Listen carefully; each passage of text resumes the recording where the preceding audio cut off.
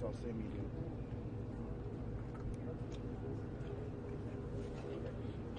I'm gonna keep you off mute. Okay, coming back.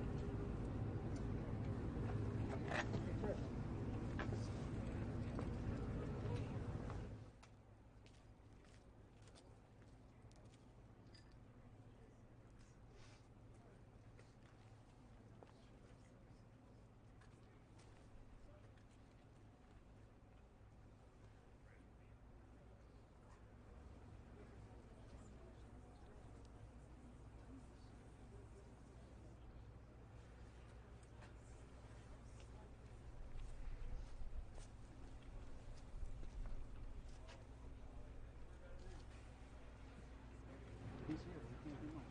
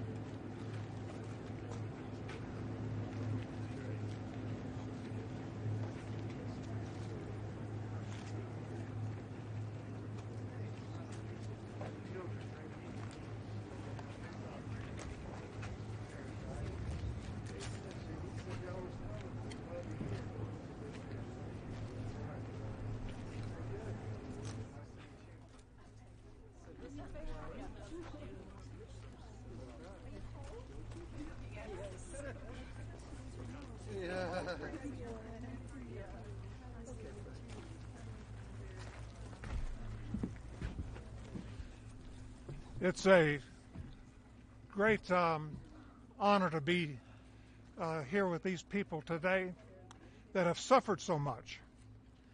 And to lose everything you have, and you just wonder what you're going to do and where you're going to go. And we just thank God, and I want to say thank God that He's given us the resources to be able to help. And a lot of people have helped, and not just Samaritan's Purse, but there's been many different organizations and volunteers that have just come to Western North Carolina and East Tennessee to help. I grew up, this is my backyard, I grew up about 8 miles or so from here. And went to high school right down the road, about a mile down the road. And so this is home to me. But we've got a family today. We've got the West family. This is their house.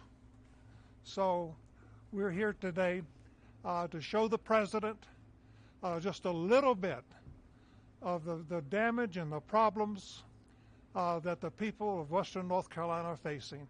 So, Mr. President, thank you for what you have done for Western North Carolina. Thank you for coming again to see. Thank you, your son Don Jr., he came with us twice. And so they've taken a real interest. And this isn't a politician coming down here looking for votes. This is a man who wants to do something, who wants to see some changes, who wants to make life better for you. So thank you. And Melania, thank you so much for coming.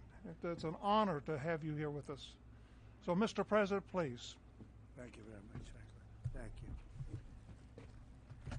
All right, good man. He's done a great job, fantastic job. And we've come to North Carolina with a simple message for all the people of this region who are hit so hard by Hurricane Helene. And that message is very simple. You are not forgotten any longer. You were treated very badly by the previous administration. And I'm here after a few days of the administration. We're going to California, Los Angeles. They got hit hard, as you know.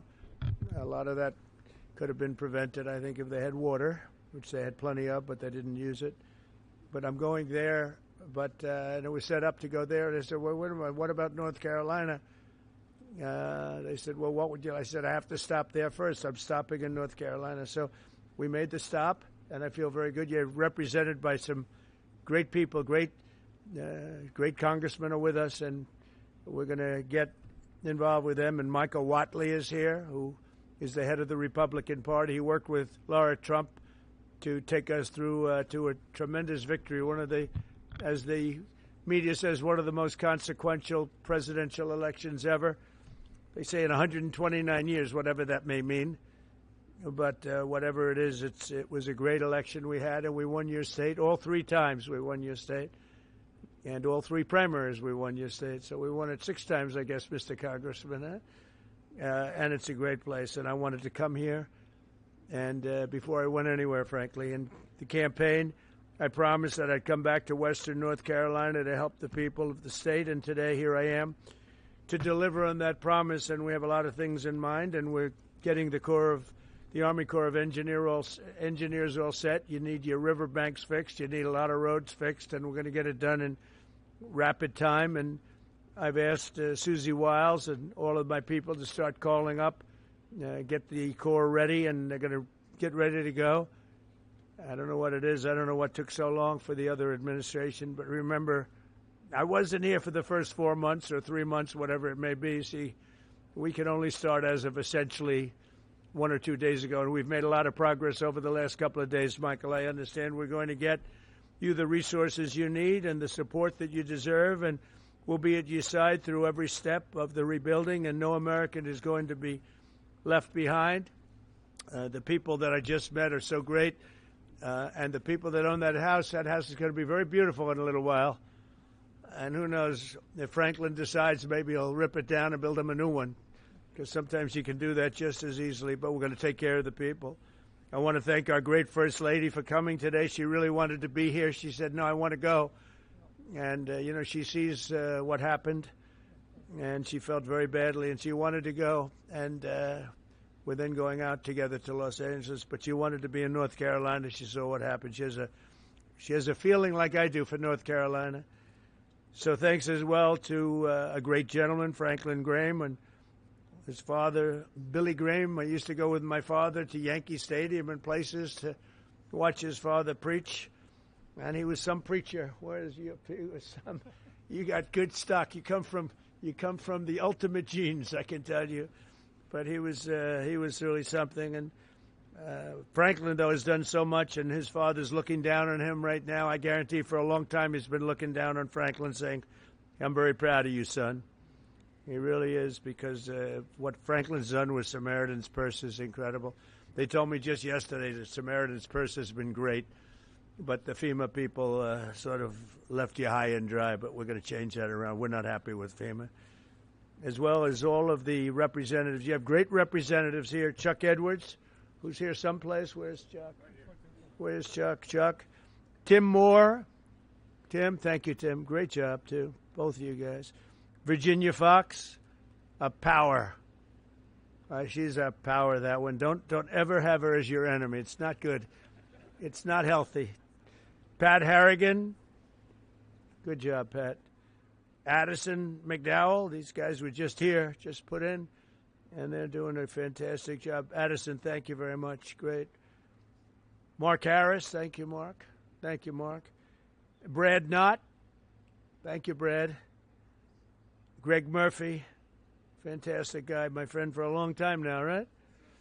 And the RNC chairman, Michael Watley, who really, as I said, brought us to a great victory with Laura, the chairman of the party, the whole Republican. I took Michael Watley from North Carolina because he did the best job and put him in charge of everything, and the job they did together was incredible.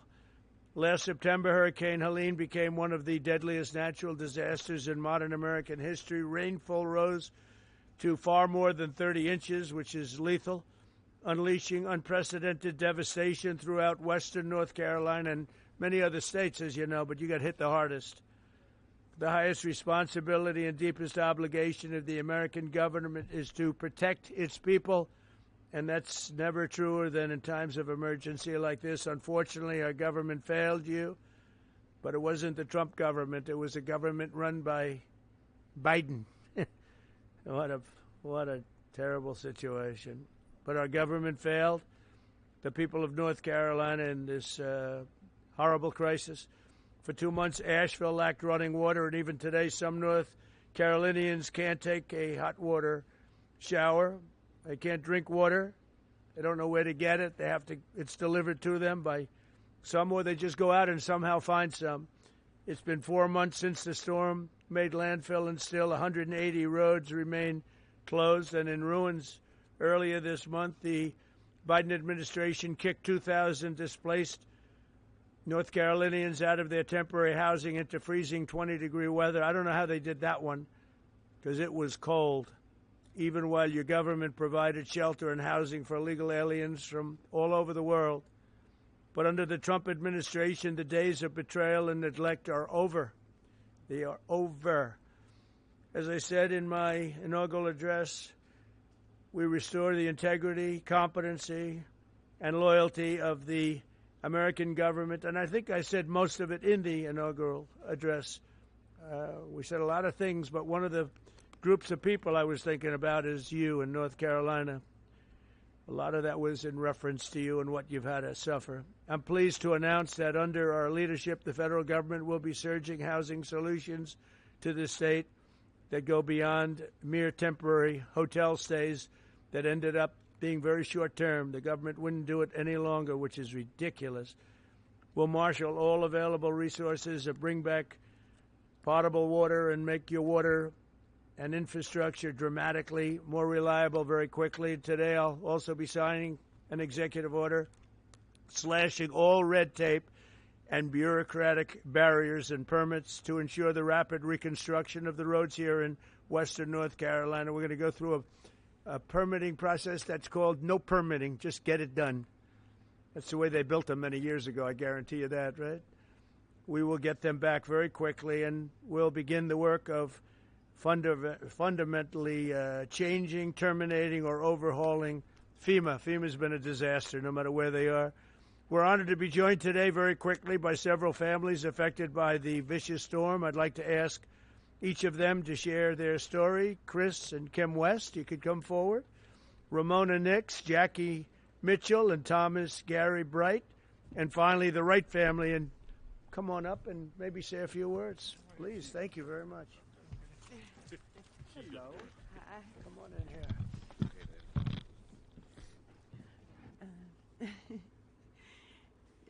Whenever it started, we started moving our vehicles to the top of the road, and by the time we got the vehicles moved, the water had already hit our ankles in the house.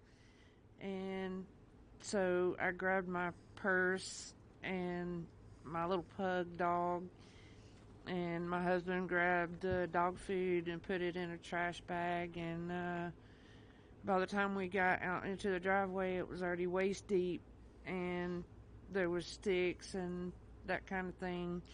I didn't think I was going to make it, but we did make it out, and we made it to the top of the road, and we were kind of stuck there for hours because we couldn't get out any of the ways because it was flooded all the way around. It took us hours, and we sat there, and finally it receded enough to where we could actually get out. It was probably like close to midnight, and it started like 5, 6 o'clock in the morning. We just lost everything that we had. Didn't even have a brush for like 3 days. So, thank you. Would you like to say something with that beautiful baby? So, hey. So when the hurricane storms hit North Carolina, hit our home, my daughter and my wife and I were actually out of town. But unfortunately, my dad was still at home, and my mother was staying at our house with our animals. And the waters got so high that it actually lifted between that and the tornado that came through, or microburst is what they've been calling them, and lifted his home and the house that I grew up in and crashed it into our barn. It took away his business. It took away all of our tools and tractors and everything needed to keep the farm going. And my mother was trapped in the house, and there was no way to escape because the water got so high. The only thing she could do was ride it out and wait till the waters came down. So we've been doing a little bit of battling with our insurance and FEMA. We did have proper insurance with flood insurance and homeowners insurance, but since we had proper insurance, FEMA's not been able to assist us with a whole lot of things. And again, we've been having some issues with trying to get some payout for our insurance in a timely manner. We had to do mold mitigation on our home, which is extremely expensive, before the structural engineer even came out in order to get our flood payout. And to me, that was not really acceptable. Has the insurance company been responsive or not really? Not so much. You know, again, Give you the money they have to give you? I'm hoping so. And we need some assistance with that. We reached out to an attorney. What's the name of the insurance company? North Carolina Farm Bureau. You gotta move them, right? Yep, That's terrible. that's what we're after here. Are a lot So of people having that problem too? With the insurance companies, general? Different insurance companies? And they're all difficult, or just the one particular one? I've heard different stories from others, and Have a you lot heard of folks some are. were responsive? And I've heard some good instances of even Farm Bureau themselves. But in my case, you know, they'd send out a third-party adjuster immediately. Well, they wound up firing that third-party adjuster group. He gave us a quote for a much higher estimate than what we received. And you got fired? And then he got let go. Yeah, he got fired. So then they brought in another third-party adjuster to come in and lowball us. We've not received any kind of, so the flood insurance is our primary insurance, and so there was roof leaks in the home that the inspectors found, the adjusters. Well, that contributed to us losing some of our personal property as it come in the third story where there's no, or second story living space, where the flood water, well above the flood waters. So they've neglected us for. Is your mother saved? Yes, she's saved. So Yep, you wrote it out? she's right here. Okay. So we made it. That was not exciting, right? That's right. How scared were you? Very. Did you think you were going to make it? No. You didn't think so? Nope. I just started praying. So you were sort of on a boat. Your house became a boat? It's a big pontoon. That's some story. There's a Would you beach like to house say on something? the steps. I'll bet this guy would like to say something. I can tell. I was next door to the house, and my son was out of town, so when he came in to Charlotte to my sister's, he called about 2 in the morning because at midnight the water was still in the stream, within the banks. So when he called, the water was coming up. So I started moving vehicles up to about 5:30 in the morning. And she was in the house, and I pulled up to the steps, and I said, hop on the fender and I'll get you out. Well, he built a beach house on stilts, 5 times higher than the floodplain. And she said, well, he said I'd be okay. So I'm staying with the dogs. So I went to higher ground with some vehicles, hers included, and the water covered everything. But I'd already seen it come around both sides of my place. So I got my blind and deaf dog and a bag of valuables and took up off the side of the hill behind my house, and then was heading to the cemetery back there because I knew it was open, because there was trees falling and right uprooting. It was raining. You never saw anything like that? No, I've been through floods all my life around there. Never nothing. Never been anything like that. But you're okay, right? Yep. House destroyed. Yeah. Well, we're going to help you out. We're going to help you out. Appreciate it. Okay. Thanks for being here. Anybody else? You guys okay? Our day that morning began a little taller with some trees falling into our house, which our house is goes back 4 generations, 80 years, and never came close to flooding. And we woke up with trees about 4:30 or 5 in the morning, and our house sits 3/10 of a mile back off the road, and the water, we've had flooding and such in the lake, but nothing like we saw. And like most everybody else, we moved 5 vehicles as far up, and lawnmowers and everything else, and the water started coming in the house.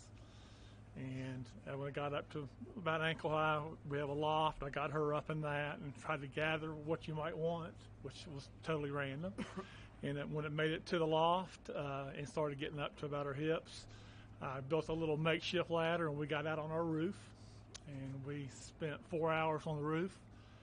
I had a little baggie. I did notes on my cell phone to my 2 kids and my 2 grandkids, and something to identify me in case we were lost in it. Did you think you were going to make it? No, we're. Oh, you didn't? Yeah, we didn't think we were going to make it at all. I mean, our house was 25 feet underwater. So you didn't think you were going to live? No, we were watching houses, trailers, bodies coming by us. And we lived in the Azalea Road area in East Asheville. Yeah, we watched our garage float by. Just lift up. Yeah. But, we got to a point where it crested about 4 feet up on the roof. We took about 3 or 4 hours for it so we could kind of do everything in reverse, and got out in the mud to higher ground. And I got out higher ground up to the subway and got over to her daughter's house, where when she saw that I didn't have her, she lost it. And I was like, she's okay, she's alive. And we tried to make our way back in there and gather things best we could. But, found a body right away. There was about 8 bodies in our area that first 2 weeks located. And we were lucky we weren't one of them, and blessed. But like other people, no insurance on flood insurance, so we had to depend on FEMA. They did what they could do, and of course it's not enough. Yeah, that's crazy. But again, we're thankful to be alive, but it's a long haul. What are you doing now? Staying in a camper. I've never been, if y'all notice, I'm a big guy. I don't sleep in campers very well. And the first night we spent in the camper, very grateful with the Asheville Dream Center coming through with one. And Do you still have the land? oh yeah, it's family land. Yeah, the land, it looks like a beach now. It's sand, but Can it be built on? yes, Do you intend to do that? yes. You want to build again? Yeah, Samaritan's Purse. We're working with them. We're working with people. It's 80 years, 4 generations. But the house is totally gone. No, the house is there. It's down to they came in and mudded it, but everything in it was completely destroyed. But it's tough. I think we're at a point in Asheville where people's forgot about Asheville, and it's stagnant. Everything is stopped. Yeah. Thank you, sir. Appreciate that. Thank you, Jack. Thank you.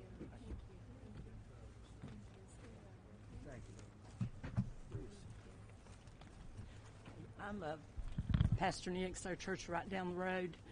We had only purchased in May, and it's a big church. We're a small congregation, and I had people say, "What are you going to do with this big building?" And I said, "Only God knows." And we had our dedication, and the storm came the next week. And the outpouring of people, my son brought the first load of supplies, and from there, I stayed there for about 3 months. I slept on the floor for about 3 weeks because the need was so great. The people were so devastated, and I said, I want to be here for them. And they were coming in just day and night, so there's really no need for me to go home. But we had people from Kentucky, Tennessee, Texas, Indiana, Oklahoma, people from all over. We have not received any help, like from the government or anything. But I said, Lord, if you want us to do that, people. So they came from all over the states. But FEMA did nothing. It was No. the FEMA's locals. waste of time and money. The locals and the people that knew us. And before the week was over, our church was so packed with supplies we couldn't even walk. Even in our sanctuary, it was up to the platform of things, and in our halls and in our rooms, and we're just now beginning to get a little straightened out. But somebody said, "How long are you going to be here?" I said, "I'm going to be here through the winter and even on, if possible," because when you meet people that's been through the struggle, I had a little lady come up, and I said, "Can we do anything special for you?" And she said, "I don't want to be selfish, but said, could I have a cup of coffee?" And I handed her that coffee, and she stood there, and tears just poured. She said, "You don't realize how important that the little things. It's not the big things in life that we have, but it's the little things and knowing that God is our source.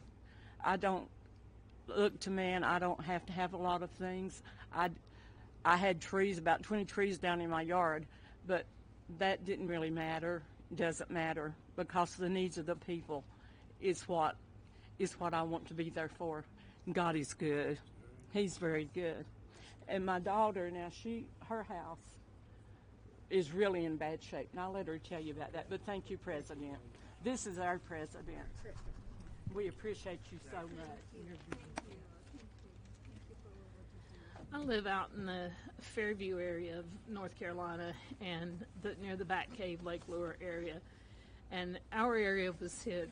It was hit really hard. I was home alone, and my husband had stayed in town because we take care of a little lady that's 98 years old, and she lives out in the woods by herself. And I said, just stay with her and make sure that she's okay. And I got up the next morning, and my first thought was, I want to go see what our road and bridge looks like. So as I was making it down to the road and the bridge, there was no road and bridge. And so, here we are, we're like at a little island, we can't access the main road or anything. And then the fire department came by the next day and said that they were evacuating me and my neighbor because a landslide was going to come. And they told me to get my stuff and get ready. And so while I was getting my stuff and getting ready, there was a knock at the door, so I thought it was the fireman. And I went to the door, and there stood my 21-year-old son. His name's Nathan, and he had drove as far as he could to get to me, but he hiked 5 miles, and it took him a really long time. And he got there, and he said, "Mom, grab a bag, we gotta go." And I said, "Son, there's no way I can hike out of here." And he's like, "No," he said, "we gotta go." So we started hiking out, and I seen one of my neighbors who she had no clothes on. Her skin was like chunked up. It was just, she was blue. She had been in the waters, and where she had went or I don't know, but it horrific is just all I can say. But then as me and my son hiked on out, we went through where this place, we call it Craigtown, but there were like a lot of family members there that passed away, like 11 of them, and there were people out everywhere looking for their loved ones, and there were dead bodies. My son's like, "Mom, you're going to see things you don't want to see." And so anyway, we got through all that, but I stayed at our church in our sound booth. My husband and I, we just slept up in the sound booth for a couple of months because we didn't have power or anything for about 2 months out there. And then we have went back. I've been fighting with FEMA since day one. Our community, there's like 32 homes. We don't have a road and a bridge. We're driving through our neighbor's property. I went to EMS and I said, look, my concern is if we have a fire or we have an emergency out here, you're not going to get to us. You can't get those big trucks up here. And I've called and called and called FEMA. And, I said, this happened on September 27th. That's 4 months ago. Well, for us, today is still September 27th. We haven't had help. And so when I talk to FEMA, I'm explaining the road and the bridge, and they send me a letter that tells me to basically fix it and send in my receipts, and they'll refund me some money. I'm looking at a road and bridge that, honestly, the bridge itself is probably going to be $300,000, and the road could be close to that also, because the community has to have big boulders brought in. We're not a rich community. We can't fix it ourselves. It's just, and as far as like house repairs, I'm still pending. I can't get money from FEMA until I fix the road and bridge and send in my proof that it's fixed and everything. It's been a nightmare, and I totally feel like that we have been forgotten. If it had not been for our fellow American citizens who stepped up to help us, I don't know what we would have done. I have 5 neighbors around me who completely lost everything. I have damage to my house, and I don't feel entitled. I'm embarrassed to even say I need help because, and sometimes there's even that survivor's guilt is what they're calling it, but you feel guilty to even be alive sometimes. When you look around, you see your neighbors that are gone, and it's just, we need help. I wrote a letter to send to Congress. I don't understand what's going on. If we can't get FEMA help, then will you guys help us? Will you step up and be our fellow citizen? Will you step up and be our neighbor and send us something? Help us get our community back. I could go on. It's just I don't know, it's just heartbreaking. I appreciate you. Good daughter you have, huh? Good daughter. Take care of Mom. And your son must be great. My son is great. No, he sounds like a real leader and smart. He really is. Hike in. How would you have been if he didn't come and get you? I don't know. I'd just would have been there because the only thing we could do, there was no way to get out there. The only thing we could do is just hike up to the church, the first church that was up there, about 3 miles, to get, maybe what we needed or something. I don't know. He is. Thank you. Again, thank you very much, everybody. So we're going to be here. We're going to be working with our congressmen and women, and they're going to do a job. And Michael Watley is going to be very much in charge, and you'll get it done. And FEMA's ready to rock. They haven't done the job because they weren't really told to do the job by Biden. I guess Biden was thinking about other things, wasn't he? But they weren't told. What they did, what the past administration did to North Carolina is a disgrace. So I just want to wish you all well. I was here right after the event, and I couldn't believe it. I have never seen anything like it. I've seen a lot of bad things, but I've never seen anything like it. And it's an honor to meet the people behind me, and it's an honor to be with our congressional delegation and some of the other politicians in the area. And it's an honor to have Michael Watley at my side, because maybe we wouldn't be standing here as president if he wasn't. Him and Laura Trump were unbelievable as the head of the Republican Party. So he happens to come from a place called North Carolina. So I said, Michael, fix it. So good luck. Good luck. And we'll supply what you need. You know that. Okay? Thank you. Thank you all very much. Thank you very much. Heartbreaking stories. There's been so many local groups stepped up to assist these families. That's one of the things you hear. Any talk on having money instead of going to FEMA and going through the bureaucracy to go to them? That's what I want to do. We want to bring it locally. so that a state takes care of its problem, and then they can bring it down to a local level, like Samaritan's Purse and Franklin, because that's one of the better examples. But you had numbers of people that did a great job. You have groups that did a great job and organizations. The one that didn't do a good job was the government. They did a bad job. They did in many ways, they did no job. They weren't even available. So, good question. The answer is we go local. I think it'll work much better. FEMA is a very expensive organization that really doesn't work out very well. It hasn't. This is not the only example. So it was up to me right now. It ended right now, and I just let the state take care of the problem. I mean, you can always have problems. Let the state, if it's Florida, it's a hurricane, let Florida take care of it. They don't need FEMA to come in. Yeah? Outside of FEMA? Yeah, I envision a very important role for him. It's any role he wants. He's a very capable guy, Michael Watley, a very capable guy, and he's friends and works with these guys, keeps them elected, right? They have to do a good job. Otherwise, no matter how good Michael is, not going to work. But they've done an amazing job. They've been great. You're lucky you have great congressmen here. And woman, by the way, a great woman, very powerful woman. And they're going to do a great job. They'll do it together. They'll work together, and we'll supply what they need as they need it. We'll coordinate that, and we will immediately get the Army Corps, Michael, because you need roads built. We're talking about the bridge. We're talking about roads and things. So we got to get them built, all right? Okay? Thank you all very much. Thank you very much.